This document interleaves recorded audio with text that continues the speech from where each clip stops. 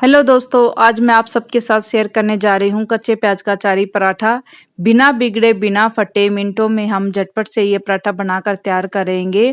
पहली बार में ही आपके पराठे परफेक्ट बनकर तैयार होंगे।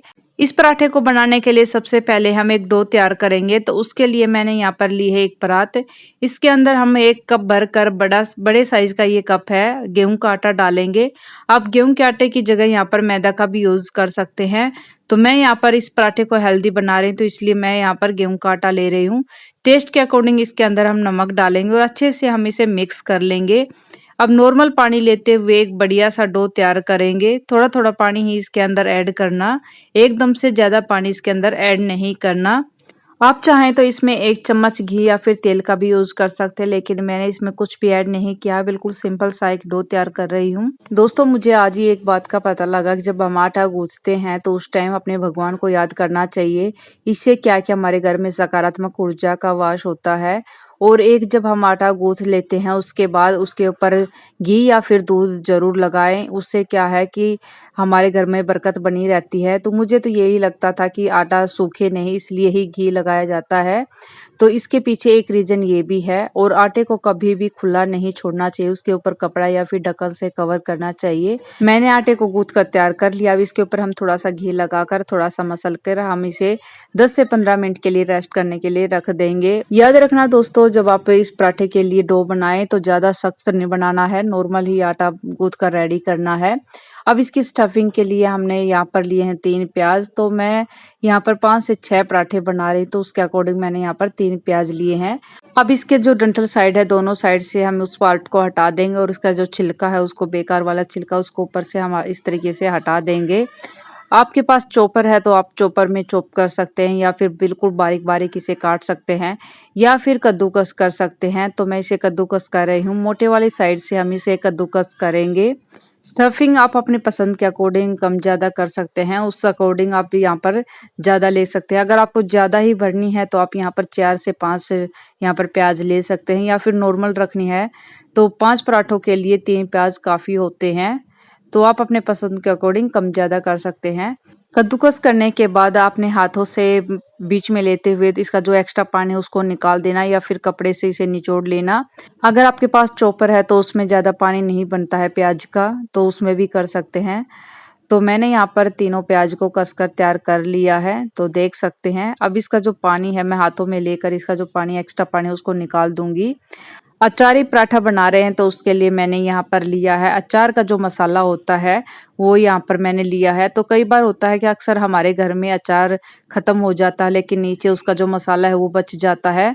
उसका यूज आज मैं यहाँ पर कर रही हूँ। इससे काफी अच्छा टेस्ट आता है। जो भी अचार का मसाला आपको पसंद है वो आप यहाँ पर ले सकते हैं। तो मैंने प्याज को भी निचोड़ लिया था, इसका जो एक्स्ट्रा पानी है वो अलग कर दिया था। आप देख सकते हैं इसमें बिल्कुल भी पानी नहीं है, बिल्कुल ज्यादा टाइट भी नहीं, नॉर्मल हाथों से मैंने दबाते हुए इसका एक्स्ट्रा पानी निकाला है। इस तरीके से अगर हम पराठे के लिए प्याज रेडी करते हैं तो पराठे फटते नहीं है। अब मैं यहाँ पर बिल्कुल सिंपल सा एक रायता बनाकर रेडी करने वाली हूँ। तो उसके लिए मैंने यहाँ पर ली है 1 कप यहाँ पर दही। तो नॉर्मल दही ली है, ज्यादा खट्टी दही नहीं है। अब इसको थोड़ा सा हम फेंट लेंगे। अब इसके अंदर हम ऐड करेंगे बारीक कटे हुए यहाँ पर प्याज और टमाटर। तो आप अपने पसंद के अकॉर्डिंग यहाँ पर खीरा भी डाल सकते हैं, ककड़ी भी डाल सकते हैं, जो भी आपको पसंद है। अब इसके अंदर हम ऐड करेंगे भुने हुए जीरे का पाउडर, और थोड़ा सा हम यहाँ पर काला नमक, थोड़ा सा नॉर्मल नमक, और थोड़ा सा हम यहाँ पर डालेंगे चाट मसाला। तो मसाले आप अपने पसंद के अकॉर्डिंग डाल सकते हैं यहाँ पर। और 2 मैंने यहाँ पर बारीक कटी हुई हरी मिर्च डाली है, और थोड़ा सा इसके अंदर हम डालेंगे भुना हुआ जीरा। बस अब इन सबको हम अच्छे से फेंट लेंगे। आप इसमें अपने पसंद के अकॉर्डिंग वेजिटेबल्स डाल सकते हैं, या फिर कोई फ्रूट्स डालना चाहते हैं तो वो भी डाल सकते हैं। तो हमारा सिंपल सा यहाँ पर रायता बनकर रेडी हो चुका है। अब इसे हम सर्व कर लेते हैं।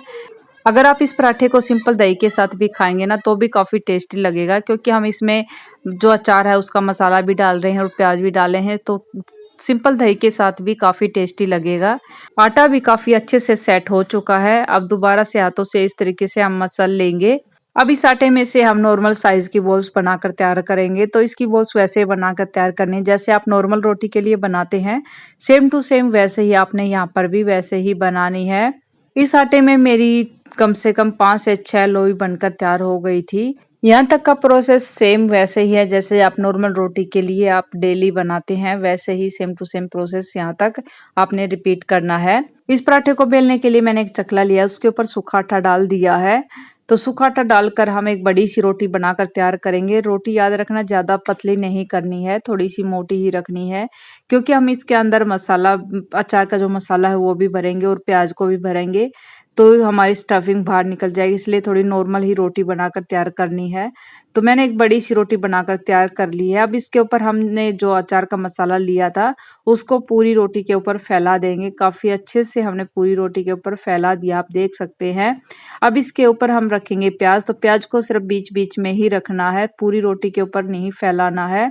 आप चाहें तो इसमें बारीक कटी हुई हरी मिर्च भी डाल सकते हैं, या फिर बारीक इसके ऊपर धनिया की पत्तियां भी काट कर डाल सकते हैं। अब इसके ऊपर हम बेसिक से मसाले डालेंगे, तो उसके लिए भुने हुए जीरे का पाउडर और थोड़ी सी लाल मिर्च और थोड़ा सा इसके ऊपर हम धनिया भी डाल सकते हैं, काली मिर्च का पाउडर भी डाल सकते हैं, नॉर्मल थोड़ा सा नमक भी, या फिर नॉर्मल जो नमक होता है, या फिर काला नमक, और थोड़ी सी मैंने इसके ऊपर कस्तूरी मेथी डाली है। तो मसाले आप अपने पसंद के अकॉर्डिंग जो भी आपको पसंद हो आप यहाँ पर ऐड कर सकते हैं। अब इस तरीके से हम इस पराठे को बंद करेंगे, आप देख सकते हैं।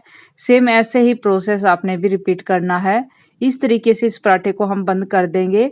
अगर आप इस तरीके से ये कच्चे प्याज का अचारी पराठा बनाते हैं तो आपके प्याज बाहर भी नहीं निकलेंगे, बिल्कुल भी आपका जो पराठा वो फटेगा भी नहीं। काफी हेल्दी टेस्टी पराठा बनकर तैयार हो जाएगा। अब इसके ऊपर हम सूखा आटा डालते हुए, थोड़ी सी कस्तूरी मेथी डालते हुए हम इसको बेल कर तैयार करेंगे। अगर धनिया की पत्तियां हैं तो उसको भी बारीक काट कर इसके ऊपर डाल सकते हैं, उससे भी काफी अच्छा देखने में इसका जो लुक है वो काफी अच्छा आता है। बस थोड़ा सा ही हम इसको बेल कर तैयार करेंगे, ज्यादा बड़ा इसको नहीं बेलेंगे। इस पराठे को नॉर्मल ही बेलना है, ज्यादा बड़ा इस पराठे को नहीं बेलना है। अब चलते इसे सेकने के लिए। तो गैस के ऊपर मैंने पहले ही तवे को रख दिया था, काफी अच्छे से इसको गर्म कर लिया था। अब इसके ऊपर बेले हुए पराठे को हम डाल देंगे। तो गैस का फ्लेम मैंने यहाँ पर हाई टू मीडियम किया हुआ है। लो गैस पर आप इसे बिल्कुल भी मत बनाना, गैस को थोड़ा सा हाई ही करके रखना। अब इसके ऊपर हम लगाएंगे अचार का जो तेल है वो मैं यहाँ पर लगा रही हूँ। अगर आप चाहें तो नॉर्मल लगा सकते हैं या फिर घी भी लगा सकते हैं, लेकिन जो अचार का जो तेल है वो लगाने से इससे इसका जो टेस्ट है वो काफी अच्छा आता है, काफी टेस्टी लगते हैं। आप एक बार इस तरीके से भी बनाकर खाइए, आपको काफी अलग यूनिक सी रेसिपी है, काफी पसंद आएगी आपको। मैंने इस पराठे को लिफाफे शेप में बेल कर तैयार किया। आप चाहे तो अपने मनपसंद के अकॉर्डिंग इसको किसी और शेप में भी कन्वर्ट कर सकते हैं।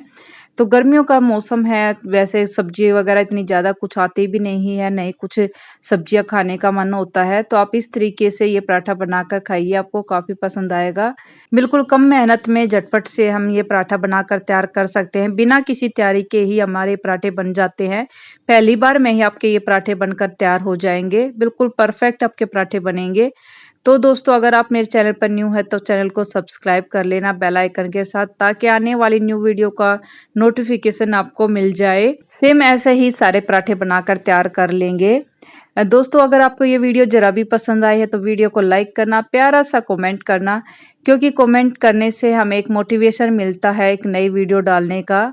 तो इसलिए आप एक प्यारा सा कमेंट जरूर करें, और जहां पर आप कमेंट्स करते हैं वहीं पर एक हाइप का भी ऑप्शन दिया गया है, तो आप अपना एक हाइप भी मुझे दे सकते हैं। दोस्तों आप इस अचारी पराठे को एंजॉय कीजिए। अब मैं आपसे मिलूंगी नेक्स्ट वीडियो में नई रेसिपी के साथ, तब तक के लिए जय Shri Krishna, bye, take care, thanks for watching.